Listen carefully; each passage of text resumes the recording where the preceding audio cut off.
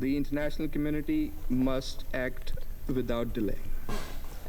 The objectives are clear and widely shared: an immediate, unconditional, and permanent ceasefire. And we appreciate the efforts that are underway to achieve that.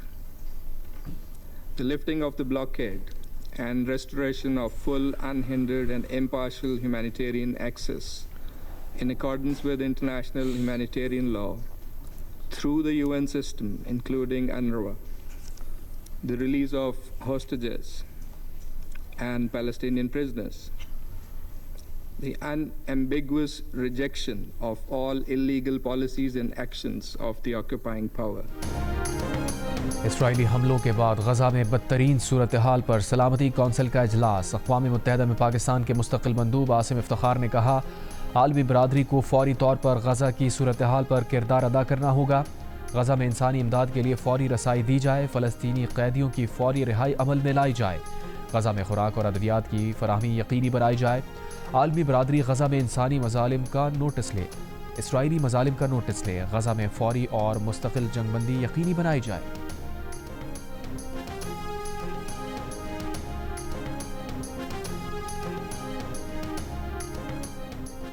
अमरीकी वज़ीर ख़ारजा Marco Rubio ने कहा है कि शाम में लड़ने वाले फ़रीक़ैन का झड़पें ख़त्म करने पर इत्तफ़ाक़ हुआ है। शाम में लड़ने वाले मुख्तलिफ़ ग्रुप्स से रब्ता किया है, मख़सूस इक़दामात पर इत्तफ़ाक़ किया है। ये इक़दामात आज शाम में खौफनाक सूरत हाल को ख़त्म कर देंगे। तमाम शामी फ़रीक़ैन को अपने वादों पर अमल करना होगा। शाम की सूरत हाल पर अक़वाम मुत्तहिदा की सलामती कौंसिल का इजलास आज होगा। इसराइली फ़ज़ाइया ने शाम के दारुल दमिश्क पर हमले किए थे। सुवैदा के नेशनल अस्पताल से शहरियों और सिक्योरिटी फोर्सेस एहलकारों की दर्जनों लाशें मिली हैं। इसराइल ने मुतालबा किया था कि दरोज़ कबाइल पर हमलावर शामी फ़ौज फौरी तौर पर सुवैदा से निकल जाए। शाम में बदू कबीले के हाथों दरोज़ कबीले के ताजर के अगवा से शुरू हुए कबाइली फसादात शिद्दत इख्तियार कर गए थे। झड़पों में हलाकतों की तादाद 200 से ज़ायद हो गई थी।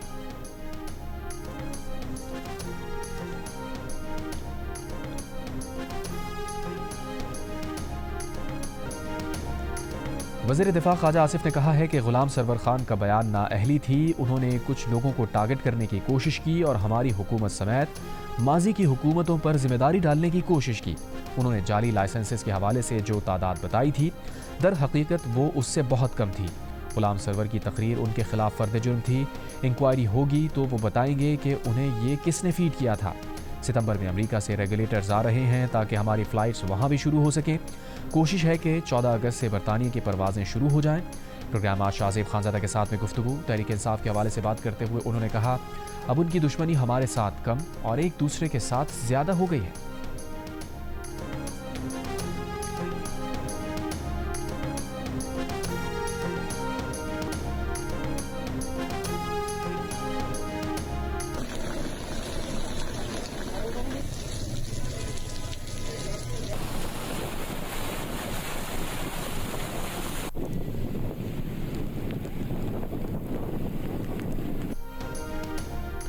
क्लाउड बर्स्ट के बायस चकवाल शहर और गिरदोनवा में शदीद बारिश, कई इलाकों में सैलाबी सूरत हाल। महकमा मौसमियात के मुताबिक मुल्क भर में सबसे ज़्यादा बारिश चकवाल में 423 मिलीमीटर रिकॉर्ड। चकवाल शहर कलर कहार जोआसीदन शाह में सैलाबी एमरजेंसी नाफिज। मुख्तलिफ इलाकों में रेस्क्यू ऑपरेशन, शहरियों की महफूज मकामात पर मुंतकली। रेस्क्यू 1122 थाना सदर और दीगर अहम सरकारी इमारतों में बारिश का पानी दाखिल। बच्चे समेत 2 अफराद जाँ बहक, 2 अफराद ज़ख्मी। तिलागंग रोड, जहलम रोड समेत मुतादिद सड़कें ज़ेर आब। शेखुपुरा में 217 मिलीमीटर बारिश रिकॉर्ड। हादसात में 5 अफराद जाँ बहक।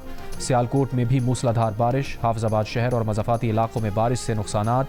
सैलाबी सूरत हाल, मुख्तलिफ हादसात में 2 अफराद जाँ बहक, कई ज़ख्मी।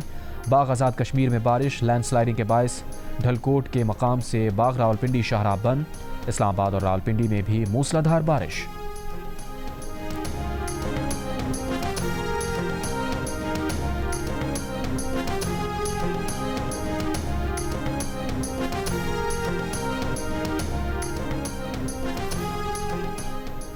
केपी हुकूमत और अपोजिशन ने बिला मुकाबला सेनेट इंतखाबात पर इत्तफाक कर लिया है। ज़राए के मुताबिक पीटीआई को 6 और अपोजिशन को 5 नशिस्तें देने पर इत्तफाक हुआ है। केपी हुकूमत और पीटीआई के अंदरूनी मामला तय करना बाकी। अपोजिशन और हुकूमती अरकान के दरमियान आज फाइनल मुलाकात होगी। मुलाकात में हुए फैसले पर दस्तखत लिए जाएंगे।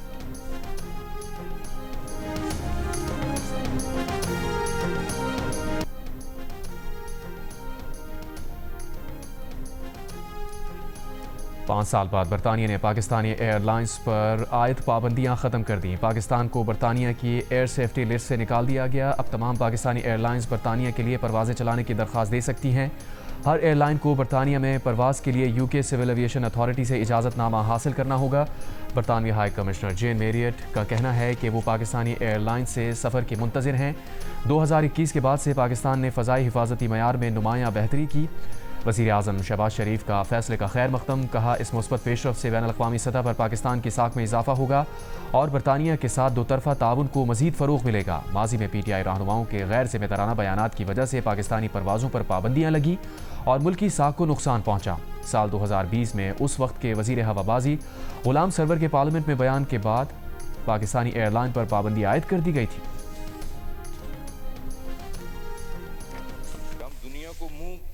दिखाने के काबिल नहीं है कि हमारे पायलट्स, जिसमें से 262 आउट ऑफ 860, 30% ऑलमोस्ट, उनके लाइसेंसेस फेक हैं, लाइसेंसेस ठीक नहीं है। उन्होंने एग्जाम्स प्रॉपर नहीं दिए, खुद नहीं दिए, उनका वो फ्लाइंग एक्सपीरियंस नहीं है।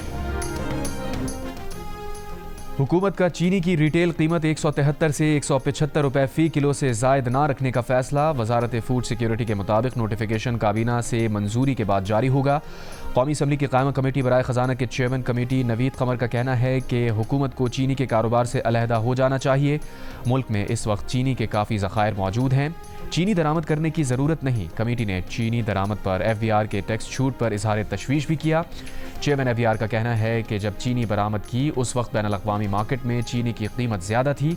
जुनैद अकबर खान की ज़ेर सदारत पब्लिक अकाउंट्स कमेटी के इजलास में भी चीनी दरामद पर सेल्स टैक्स ख़त्म करने पर तनकीद।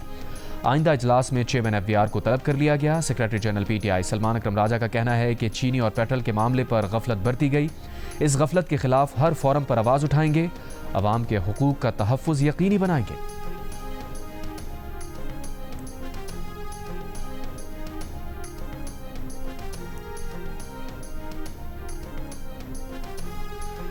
इलेक्शन कमीशन ने खैबर पख्तूनख्वा में सेनेट इलेक्शन कराने के लिए chief justice Peshawar high court से दरख्वास्त कर दी। रजिस्ट्रार पेशावर हाई कोर्ट को ख़त लिख दिया, गुजारिश की कि chief justice Peshawar high court आइन के तहत किसी शख्स का इंतखाब करें। चीफ जस्टिस का मुंतखब करदा शख्स सूबे में मुंतखब और मखसूस नशिस्तों के अरकान से हल्फ ले। रियासत मुखालिफ सोशल मीडिया सरगर्मियों के इल्ज़ाम में national crimes investigation agency Lahore zone का अलीमा खान को नोटिस जारी। नोटिस में अलीमा खान को आज सुबह 11:30 बजे NCCIA लाहौर ऑफिस में पेश होने की हिदायत की गई है। नोटिस में कहा गया है कि अगर मुल्ज़िमा पेश ना हुई तो तसव्वुर किया जाएगा कि उनके पास अपने दिफा में कहने को कुछ नहीं। अदम हाजिरी की सूरत में कानूनी कार्रवाई आगे बढ़ाई जाएगी।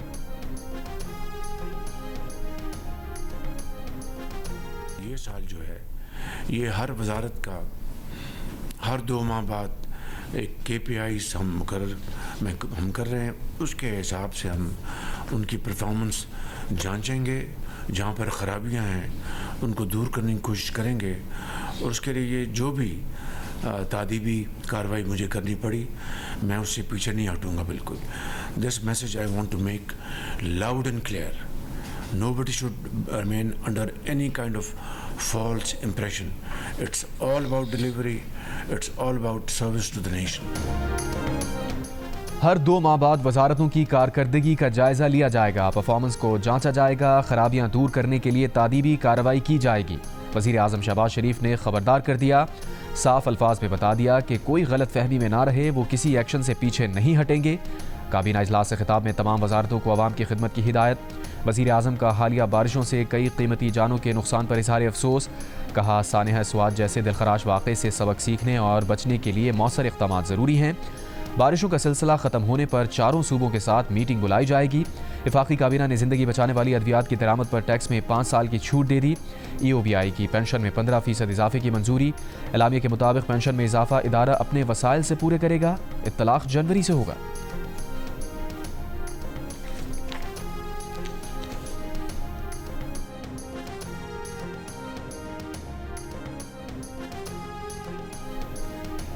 एशिया कप 2025 में भारतीय क्रिकेट टीम पाकिस्तान के खिलाफ खेलेगी। मीडिया रिपोर्ट्स के मुताबिक भारतीय हुकूमत ने इंडियन बोर्ड को पाकिस्तान के खिलाफ खेलने का ग्रीन सिग्नल दे दिया। भारत के वजीर खेल का कहना है कि क्रिकेट हो या हॉकी, हमें पाकिस्तान के साथ किसी भी इंटरनेशनल मुकाबले में खेलने पर मसला नहीं। पाकिस्तान से बाहमी सीरीज़ या मुकाबलों की बात हो तो सबको हुकूमती मौक़िफ़ का इल्म है। एशिया कप शेड्यूल के मुताबिक 5 से 21 सितंबर तक खेला जाएगा। पाक भारत टीम्स कम से कम 2 मरतबा मद्दे मुकाबिल होंगी। नून लीग के रहनुमा मियां जावेद लतीफ़ ने कहा है कि बानी PTI आज भी मौजूदा सिस्टम का हिस्सा बनने के लिए बेताब है। तहरीक इंसाफ के जेल से बाहर रहनुमाओं के वफादात मौजूदा सिस्टम से जुड़े हैं। 9 मई ने सिस्टम को पांव पर खड़ा किया। जनरल बाजवा की पहली एक्सटेंशन में भी नवाज शरीफ की हतमी मंजूरी शामिल नहीं थी। मुल्क को आगे लेकर जाना है तो नवाज शरीफ को किरदार अदा करने पर तैयार किया जाना चाहिए।